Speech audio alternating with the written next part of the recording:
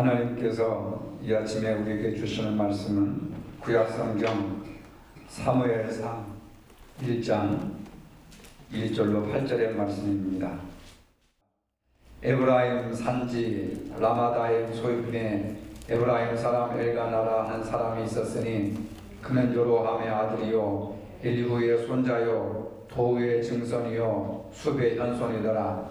그에게 두 아내가 있었으니 한 사람의 이름은 한나요 한 사람의 이름은 푸닌나라. 푸닌나에게는 자식이 있고 한나에게는 자식이 없었더라. 이 사람이 매년 자기 성읍에서 나와서 실로에 올라가서 만군의 여호와께 예배하며 제사를 드렸는데 엘리의 두 아들 홈니와 비느하스가 여호와의 제사장으로 거기에 있었더라. 엘가나가 제사를 드리는 날에는 제물의 분깃을 그의 아내 푸닌나와 그의 모든 자녀에게 주고 한나에게는 갑절을 주니 이는 그를 사랑함이라. 그러나 여호와께서 그에게 임신하지 못하게 하시니 여호와께서 그에게 임신하지 못하게 하심으로 그의 적수인 푸닌나가 그를 심히 격분하게 하여 괴롭게 하더라. 매년 한나가 여호와의 집에 올라갈 때마다 남편이 그같이 하매 푸닌나가 그를 격분시키므로 그가 울고 먹지 아니하니 그의 남편 엘가나가 그에게 이르되 한나여 어찌하여 울며 어찌하여 먹지 아니하며 어찌하여 그대의 마음이 슬프냐. 내가 그대에게 10 아들보다 낫지 아니하냐 하니라. 아멘. 오늘을 사는 우리들은 많은 스트레스와 상처에 노출되어 있습니다.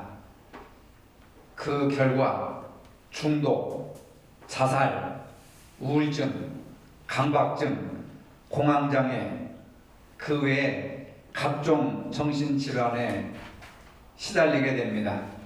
한국은 OECD 가입국 중 자살률이 세계 1위이고 지난 10년 동안 자동차 사고로 죽은 사람보다 자살로 죽은 사람이 더 많습니다. 왜 이런 현상이 일어나고 있습니까? 자존감의 문제 때문입니다.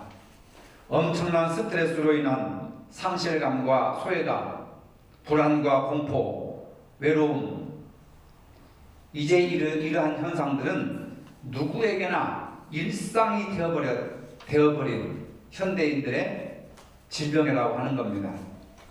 사람들의 정신적 불안의 주요 원인 가운데 하나가 바로 낮은 자존감입니다. 다른 말로 하면 열등감입니다. 열등감은 자기 자신을 무능하고 무가치한 존재로 여기면서 발생되는 정신적인 현상입니다. 겸손과 열등감은 다르다는 것이죠. 자기 자신이 무능하고 무가치하다고 하는 것과 겸손은 다른 겁니다. 나는 아무 쓸모가 없어. 나는 이제 죽어도 죽고 싶어. 나는 아무 가치도 없어. 자신을 무능하고 무가치한 존재로 생각하니까 우울증이 오고 그 다음에 밤에 잠을 못 자고 막 죽고 싶은 생각이 들고.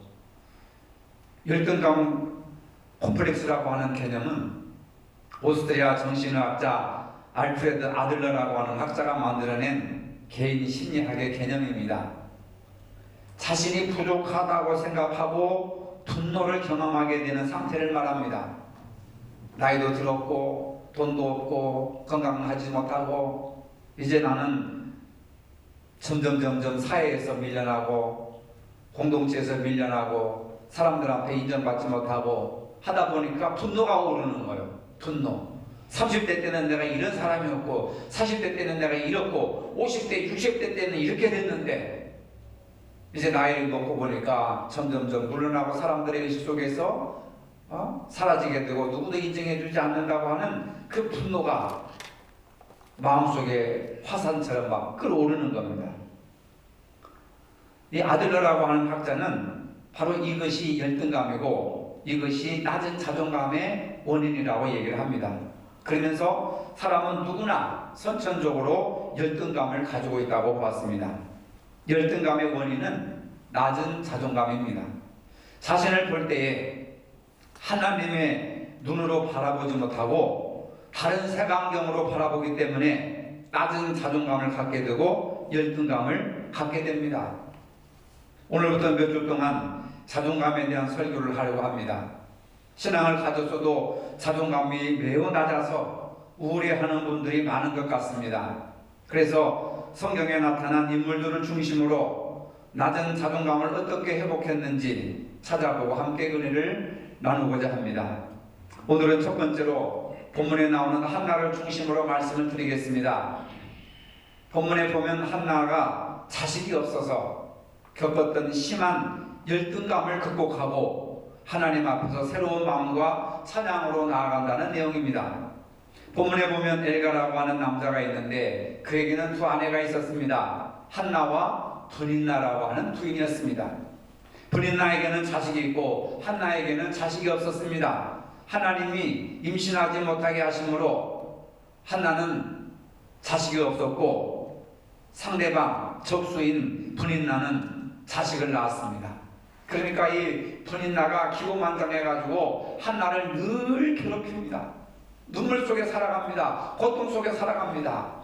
나는 하나님 앞에 은혜를 받지 못하고 축복을 받지 못해서 자식을 낳지 못하고 도대체 나는 내 사명을 감당하지 못하고 여자로서의 기능도 없고 열등감과 낮은 자존감에 빠져 있었습니다.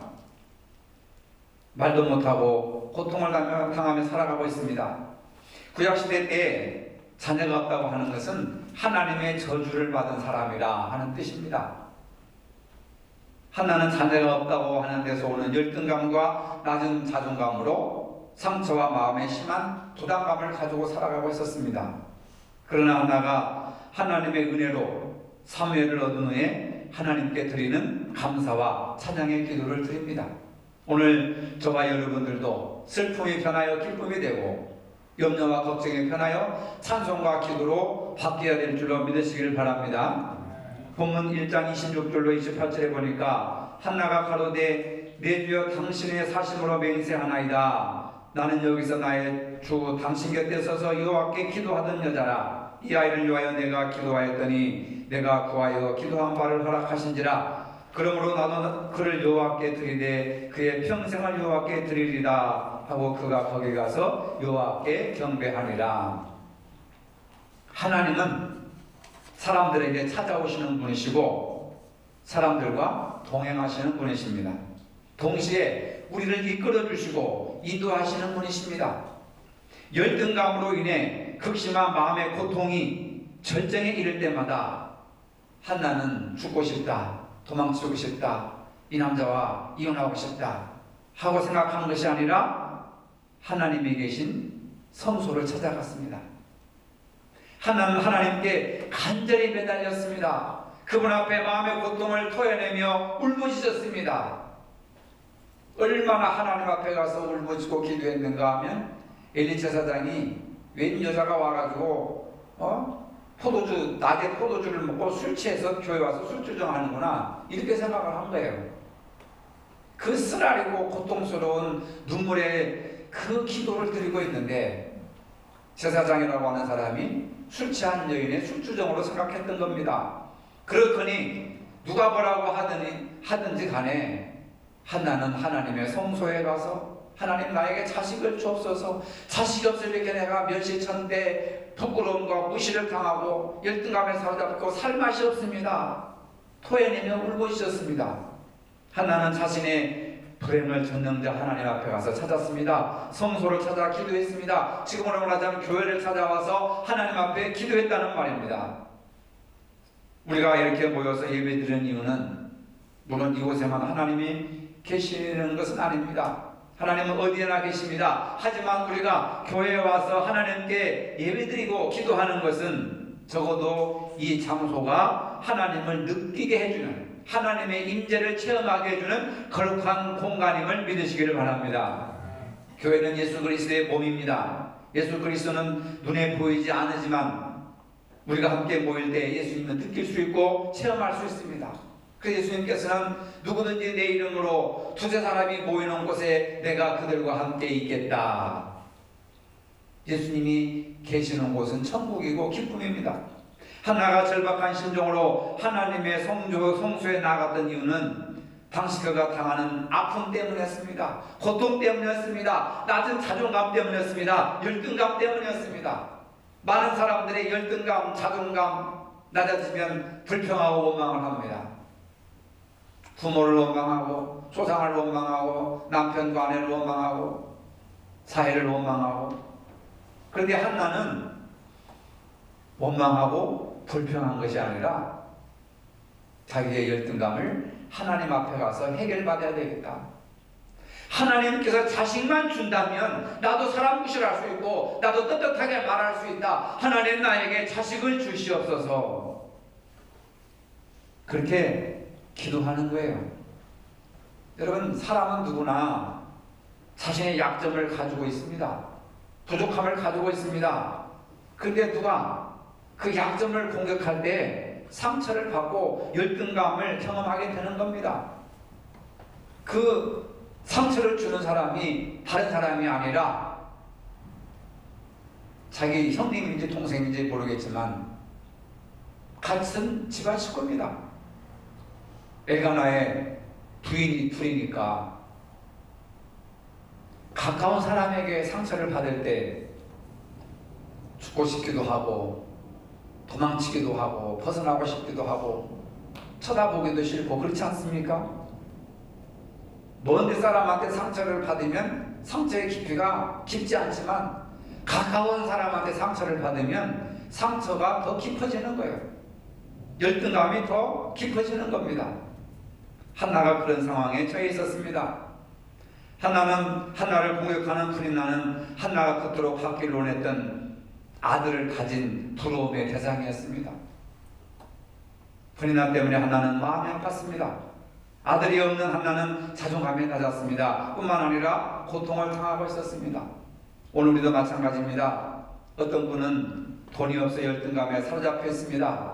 어떤 분은 건강하지 못해서, 어떤 분은 나이가 많아서, 어떤 분은 외모가 잘나지 못해서, 어떤 분은 사회적으로 인정받지 못해서 낮은 자존감으로 괴로워하고 있습니다. 각자의 형편과 환경이 자존감을 낮추게 합니다. 이럴 때 하나는 어떻게 했습니까? 하나님의 성소를 찾았습니다. 그곳에서 하나님께 기도했습니다. 하나님은 한나의 간절한 기도에 응답하셨습니다. 열등감에서 자존감을 회복해 주셨습니다. 누구나 한나처럼 자존감에 상처를 안고 살아갑니다. 사회적으로 높은 지위를 가졌다고 해도 건강하고 젊었을 때 젊음을 가졌다 할지라도 자존감에 상처를 받을 때가 있습니다. 위로받아야 할 대상에게 자존감에 상처를 받는 세상이 되었습니다. 그러다 보니 사람의 위로를 기대하지 못하고 애완동물을 통해서 위로받기를 원하는 사람들 갈수록 늘어나고 있습니다. 몇 년 전에 맥스웰 말치라고 하는 유명한 성형외과 의사가 사이버네틱스라고 하는 책을 썼습니다. 성형수술을 하는 의사인데 사람들의 성형을 통해서 새로운 인생을 열게 되고 새로운 행복을 열게 되고 성형을 통해서 자존감이 높아졌다는 내용이에요. 그런데 어떤 사람들은 성형수술을 해서 얼굴을 바꾸고 예전보다 더 미인이라는 말을 듣는데도 여전히 불안에 빠졌고 불행해하는 사람들이 있다는 겁니다. 한편으로는 성형수술에서 행복한 사람이 있는가 하면 한편으로는 성형수술을 해도 불행하게 사는 사람이 있더라는 거예요. 자기가 수술을 했는데 결국 그는 이런 결론을 갖게 되었습니다. 마음속에 있는 얼굴을 바꾸지 않는 한 인간은 외모를 아무리 바꿔도 변화되지 않는다. 진리와 같은 내용을 깨닫게 되었습니다. 사람은 두 개의 얼굴을 가졌는데 하나는 외적인 얼굴이고 하나는 내적인 얼굴입니다. 외적인 얼굴을 아무리 바꿔도 진정 행복하지 않는다는 겁니다. 이 내적인 얼굴이 자기가 생각하고 있는 자화상이라고 하는 겁니다. 자기 자신의 자화상에 대해서 의미를 부여하고 가치를 가지는 것을 자존감이라 이렇게 말합니다. 근데 많은 분들이 신앙을 가진 분들조차도 자신의 내면에 대한 가치를 부여하지 못합니다. 자신이 얼마나 소중한 사람인지, 자신이 얼마나 사랑받는 사람인지, 자신이 얼마나 위대하고 소중하고 존귀한 사람인지 그 가치를 알지 못하니까 자존감이 낮아지게 되는 거예요. 왜 태어났는지, 왜 사는지, 이 사람하고 죽을 때까지 같이 살아야 하는지, 언제까지 내가 이 일에 매여 있어야 되는지. 저 사람들은 저렇게 행복해 보이는데 왜 나만 이렇게 불행한지 모르겠다고 생각합니다. 자신의 가치를 낮추며 살아갑니다. 이것이 불행의 원인입니다. 여러분, 언제까지 이렇게 한숨 쉬며 괴롭게 살아야 합니까? 건강한 자존감을 회복하여 행복하게 살려면 어떻게 해야 되겠습니까? 첫째로 나의 현 상태를 그대로 인정하며 남과 비교하지 말아라.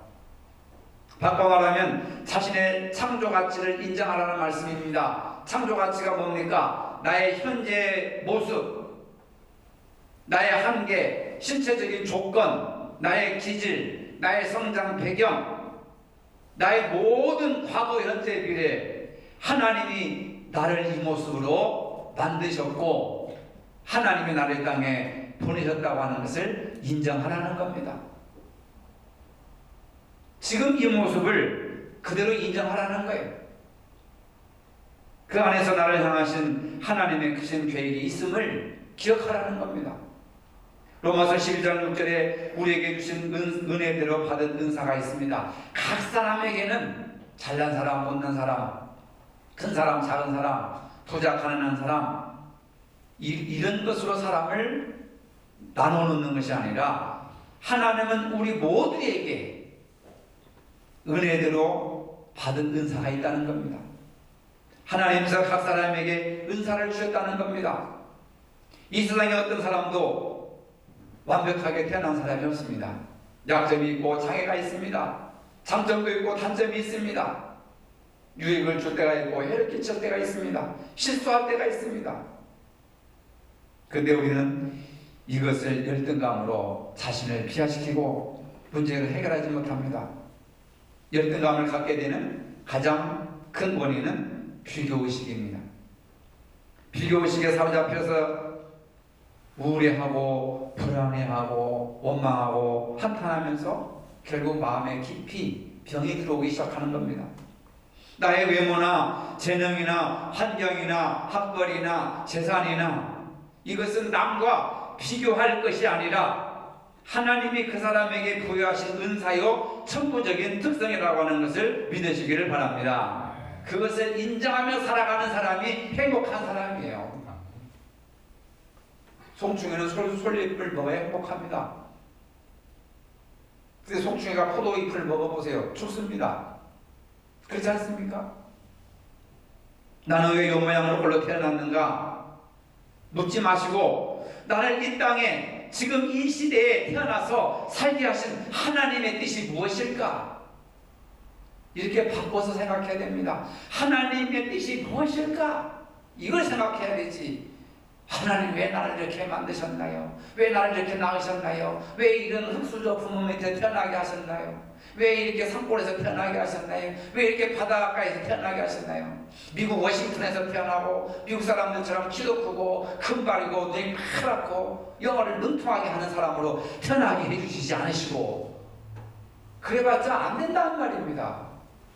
이왕에 우리 태어났으니 내 존재를 인정하고 잘 나가고 똑똑하고 잘 사는 사람들 비교해서 괜히 죄인 되지 말고 하나님이 하나님의 형상으로 나를 김씨 가문에 이씨 가문에 박씨 가문에 정씨 가문에 황씨 가문에 살게 하셨으니 그것을 인정하면서 우리에게 주신 은사 나에게 주신 하나님의 특별한 뜻이 무엇인가 그걸 알고 살아가는 것이 행복의 기초라는 것을 믿으시기를 바랍니다. 내 모습 이대로 하나님 앞에 산채물로 드려야 됩니다.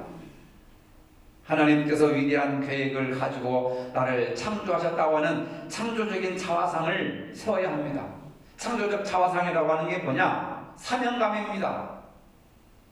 하나님은 여러분들에게 꼭 필요한 사명을 주셨다는 겁니다. 섬기는 일이건 섬기는 일로, 가르치는 일이면 가르치는 일로, 권면하는 일이면 권면하는 일로, 구제하는 일이면 구제하는 일로, 다스리는 일이면 다스리는 일로, 긍휼을 베푸는 일이면 긍휼을 베푸는 일로 다 받은 은사가 다릅니다. 그 은사를 감당할 때 행복이 온다는 거예요. 왜 저 사람은 영광을 받는데 나는 섬겨야 됩니까?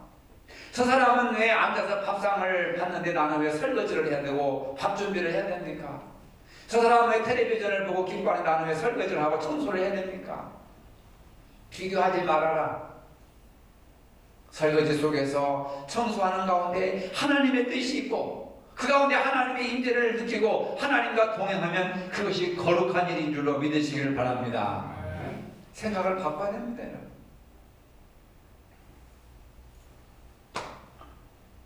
여러분 사명감을 회복하시기를 바랍니다. 두 번째로 하나님을 찾아야 됩니다. 한나는 자녀가 없는 것으로 열등감과 낮은 자존감 속에서도 자신만의 예배 자리를 굳게 지키면서 하나님을 경배하는 일을 멈추지 않았습니다. 2장 1절로 2절에 보니까 한나가 기도하여 가로되 내 마음이 여호와로 말미암아 즐거하며 내 뿔이 여호와로 말미암아 높아졌으며 내 입이 내 원수들을 향하여 크게 열렸으니 이는 내가 주의 구원을 인하여 기뻐함이니라.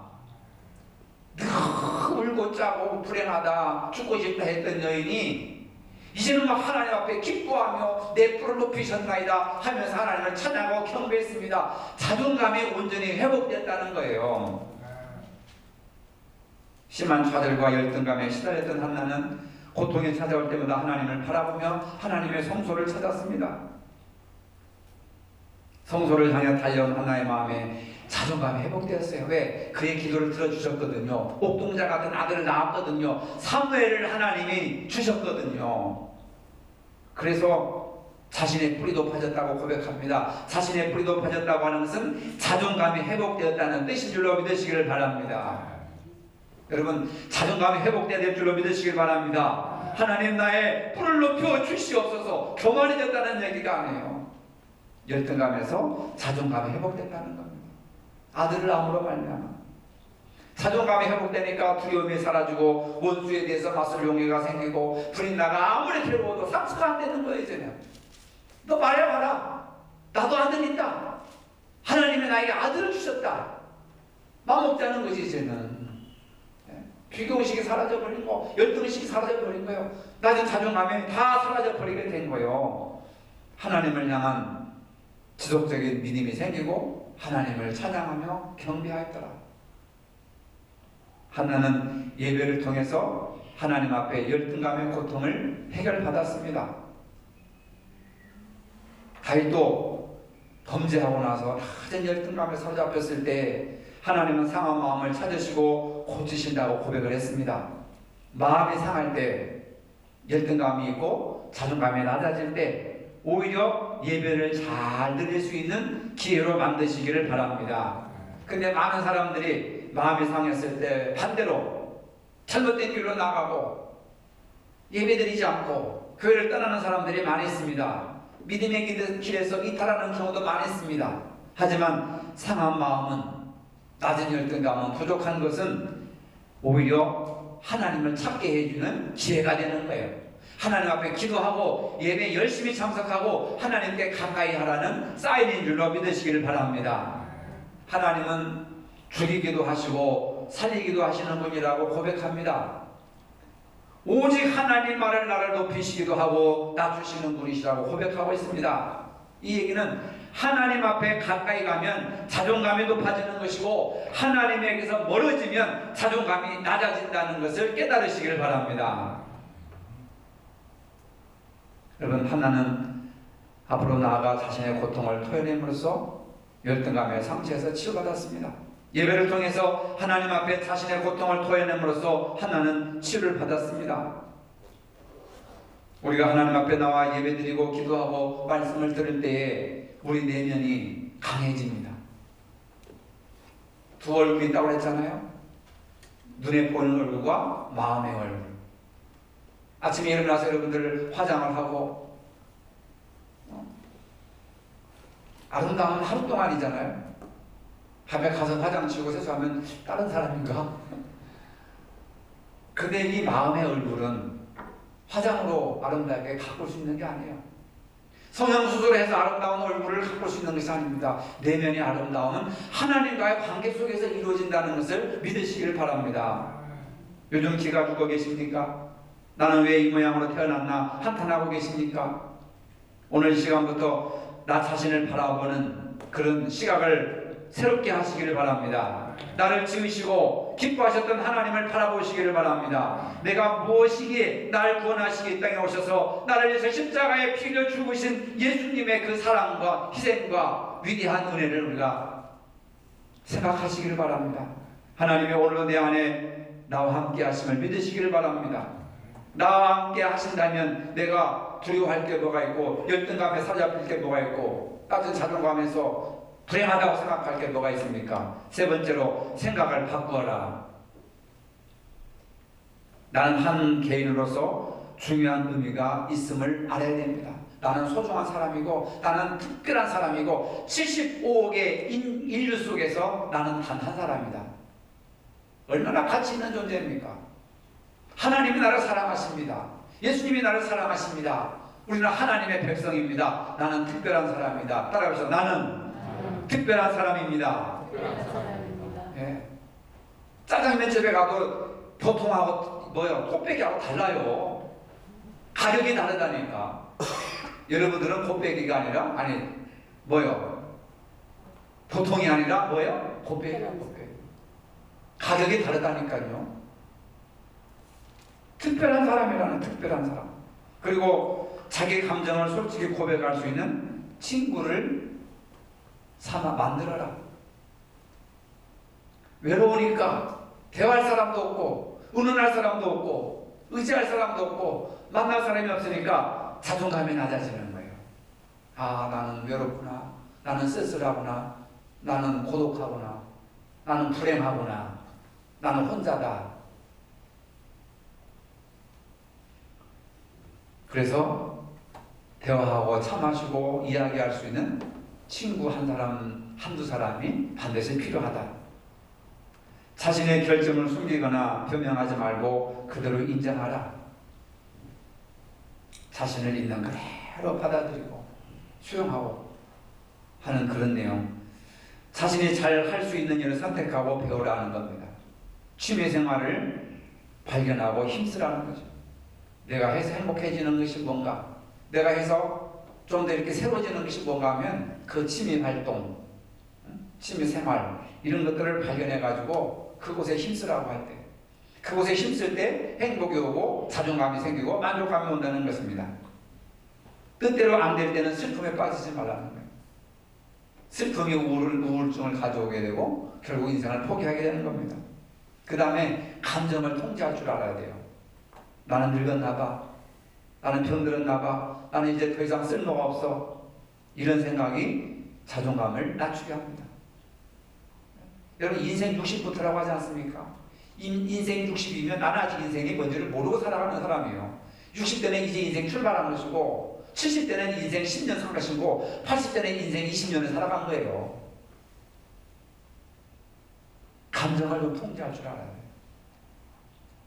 비극적이거나 비관적인 생각하지 말고 낙관적으로, 새가 온다, 매미가 온다, 얼마나 처량합니까? 근데 새가 노래한다, 매미가 노래한다, 다른 거예요.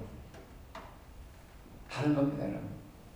그 다음에 꾸준히 자신의 발전을 위해서 노력하라는 겁니다. 무엇을 하든지 계획과 목표를 세우고 달리면은 새로운 힘이 생겨요. 여러분, 대개 보면 우울증에 빠진 사람들은요, 왜 사는지 모릅니다. 왜 공부해야 되는지 모르고, 왜 돈을 벌어야 되는지 모르겠다는 거예요. 목표가 없고 계획이 없으니까 그런 거예요. 작은 것부터라도 목표와 계획을 여러분 세우시기를 바랍니다. 그 다음에 중요한 것은 몸이 건강해야 됩니다. 몸이 아프면 반사가 귀찮아지잖아요. 먹는 것도, 활동하는 것도, 잠자는 것도 부실해지니까 사는 재미가 없어요. 자존감이 낮아집니다. 오늘 점심을 여러분들 맛있게 가서 드시기를 바랍니다. 건강해야 돼요. 그 다음에 마지막으로 실수했다고 자신을 너무 자책하지 말아라. 나는 이거밖에 안 되는가 봐. 나는 열등한가 봐. 누구나 실수를 할 수 있는 거지 않습니까? 너무 자신을 막 죄인처럼 올가매고 완벽하게 살려고 하면 안 돼요. 누구나 다 실수할 수 있다. 너무 자책하지 마시고 자신의 가치를 자꾸 이렇게 부여하면서 나는 소중한 사람이고, 나는 하나님의 백성이고, 하나님의 자녀고, 나는 구원받았고, 하나님이 나를 위해서 해와 달과 별들을 만드셨고, 이 우주를 만드셨고, 나를 위해서 천국을 얘기하셨고 얼마나 살아야 될 의미가 있고 얼마나 감사하고 기뻐해야 될 가치가 있는 존재냐 말입니다. 내 안에 하나님이 계신다고 하는 임마누엘의 믿음을 가지면 자존감이 높아질 수가 있습니다. 하나님 우리가 낮은 자존감에 그냥 머물러 있기를 원치 않으십니다. 왜냐하면 우리는 하나님의 자녀이고 하나님의 형상대로 만들어지기 때문에 우리는 행복하게 살아야 할 이유가 있는 줄로 믿으시길 바랍니다. 아버지 감사합니다. 우리는 자존감이 매우 낮아서 불행하다고 생각할 때가 많이 있습니다. 그것으로 인해서 매사에 적극적이지도 못하고 또 약물을 복용하기도 하고 정신과 치료를 받기도 합니다. 그러나 주님 한나의 삶을 묵상하면서 신앙으로 자존감을 회복할 수 있는 은혜를 더하여 주시옵소서. 이제는 더 이상 내가 불행한 사람이 아니라 행복한 사람이고 가치 있는 사람이고 특수한 사람이라는 사실을 깨닫게 해주셔서 감사하며 찬양하며 기뻐하며 하나님의 영광을 위해 살아갈 수 있는 복된 존재들이 되게 하여 주시옵소서. 예수님의 이름으로 기도합니다. 아멘. 이제는 우리 주 예수 그리스도의 은혜와 하나님 아버지의 무한하신 사랑과 성령의 교통하심이 하나님의 내 안에 계심으로 믿음으로 자존감을 회복하기를 원하는 모든 성도들 머리 위에 이제로부터 영원토록 함께 하시기를 축원하옵나이다. 아멘.